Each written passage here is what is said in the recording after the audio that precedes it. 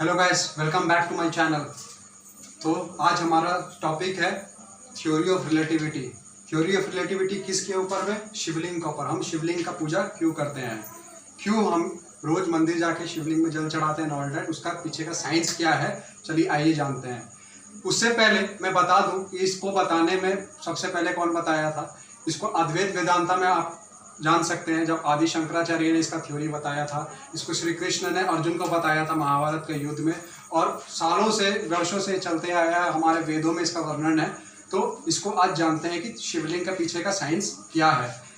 शिवलिंग के पीछे का साइंस जानने से पहले मैं आपको बता दूं कि जो इसमें टर्म्स यूज हुआ है ये उस समय का, आज से लाखों साल पहले जो हमारे ऋषि मुनि टर्म्स यूज करते थे, और उसको आज मॉडर्न टर्म्स में हम क्या बोल रहे हैं, तो उसके लिए इसका टर्म्स डिफरेंस है। आज देखते हैं क्या हो रहा है इसमें। देखते हैं शिवलिंग। शिवलिंग, लिंग का मतलब होता है सिंबल, तो it's the meaning of symbol of Shiv, Shivling. अब शिवलिंग का स्ट्रक्चर को देखते हैं। शिवलिंग का स्ट्रक्चर क्या है? शिवलिंग मीन्स शिव का पूजा नहीं होता है, तो इसका अपर पार्ट जो होता है, इस अपर पार्ट को हम लोग बोलते हैं शिव। फिर जो इसका ये जो पार्ट होता है जिसमें जल गिरता है, अर्घा बोलते हैं, ये पार्ट होता है विष्णु, और जो लोअर पार्ट होता है ब्रह्मा। देखो लोअर पार्ट क्या होता है, ये चौतरफा होता है, 4 साइडेड होता है, तो इसको हम लोग बोलते हैं ब्रह्मा। क्यों बोलते हैं अब इसके नीचे जो इलेक्ट्रॉन डायग्राम है उसको हम देखते हैं एटॉमिक स्ट्रक्चर का। इसमें क्या बता रहा है कि एक न्यूक्लियस है, उस न्यूक्लियस में एक प्रोटॉन और एक न्यूट्रॉन है। उस प्रोटॉन और न्यूट्रॉन में देखिए क्या हो रहा है, प्रोटॉन का होता है पॉजिटिव चार्ज और न्यूट्रॉन है नो चार्ज, जिसमें कि एक इलेक्ट्रॉन नेगेटिव चार्ज के साथ में रिवॉल्व अराउंड कर रहा है। अब हम जान लेते हैं कि कुछ भी चीज का क्रिएशन होता है तो वो इलेक्ट्रॉन से होता है। कोई भी एटॉमिक स्ट्रक्चर का क्रिएशन होता है या फिर वो होता है एटम का क्रिएशन, वो इलेक्ट्रॉन होता है, यानी कि नेगेटिव चार्ज से होता है। फिर उसका प्रिजर्वेंस कौन करता है? उस एटम का प्रिजर्वेंस करने का काम करता है प्लस साइन, यानी कि पॉजिटिव चार्ज, यानी कि प्रोटॉन। अब उस एटम में अगर कुछ गड़बड़ी होता है, कोई अगर कोई पंगा करता है, तो उसमें उसको डिस्ट्रॉय कौन करता है? उसका डिस्ट्रॉयर का काम होता है न्यूट्रॉन का। तो ये हो गया electron, proton and neutron. That's why neutron has no charge. ना उसको प्रोटॉन से मतलब है ना इसका इलेक्ट्रॉन से मतलब है। जब कोई पंगा करेगा तो न्यूट्रॉन डिस्ट्रॉय करेगा। और ये सब एक रिलेटिविटी एक हो रहा है किसके अराउंड में? ये सब हो रहा है न्यूक्लियस के अराउंड में। सेम कॉन्सेप्ट हम शिवलिंग पे समझते हैं। शिवलिंग क्या होता है? देखिए शिवलिंग में जो ब्रह्मा होते हैं, हम लोग सब जानते हैं कि ब्रह्मा सृष्टि करता है, ही इज द क्रिएटर। तो क्रिएटर का क्या साइन होना चाहिए? क्रिएटर का साइन होना चाहिए यानी कि नेगेटिव। तो ब्रह्मा को हम रिलेट करते हैं इलेक्ट्रॉन से। विष्णु हमारे सृष्टि का प्रिजर्वेंस करते हैं, उसका पालन करता है, तो उसका साइन होता है प्लस, यानी कि प्रोटॉन।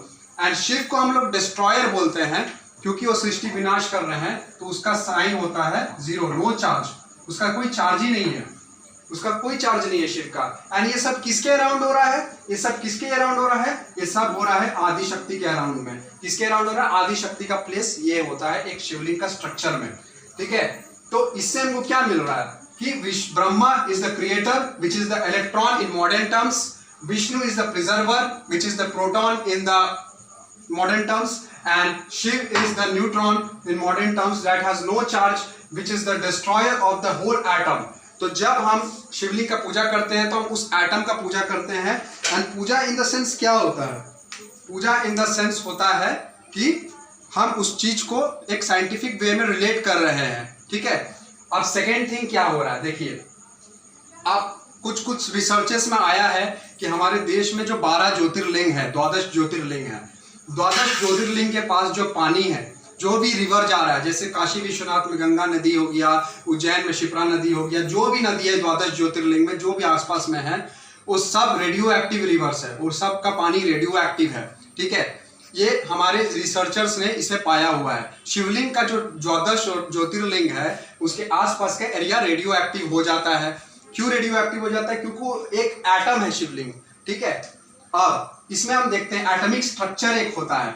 एक एटॉमिक स्ट्रक्चर में क्या होता है कि हार्मफुल रेडिएशंस निकलता है, और उसको कूलिंग के लिए हम वाटर डालते हैं उस एटॉमिक स्ट्रक्चर, उस रेडियो एक्टिव न्यूक्लियर रिएक्टर पे।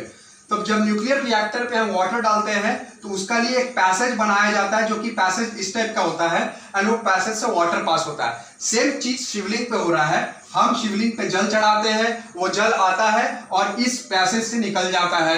इसीलिए जब हम बोलते हैं शिव जी का परिक्रमा करने के लिए ना, तो शिवलिंग का परिक्रमा हम जब जाते हैं तो उसको ऐसे करके वापस आके फिर वापस ऐसे जाते हैं, पूरा गोल नहीं करते हैं। क्यों नहीं करते हैं? क्योंकि दैट्स द हार्मफुल, जो एक रेडिएशन है शिवलिंग में, वो रेडिएशन में वाटर डाल रहे हैं तो उसका नेगेटिविटी इस पैसेज से फ्लो कर रहा है, इसीलिए उसको हम लोग लांघने के लिए मना करते हैं। तो ये होता है शिवलिंग का पूरा एटॉमिक थ्योरी।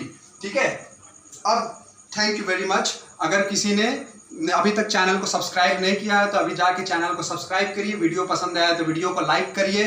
कैसा लगा वीडियो उसको कमेंट करके फीडबैक हमको दीजिए और ज़्यादा से ज़्यादा शेयर करके चैनल को पॉपुलर बनाइए। Thank you very much.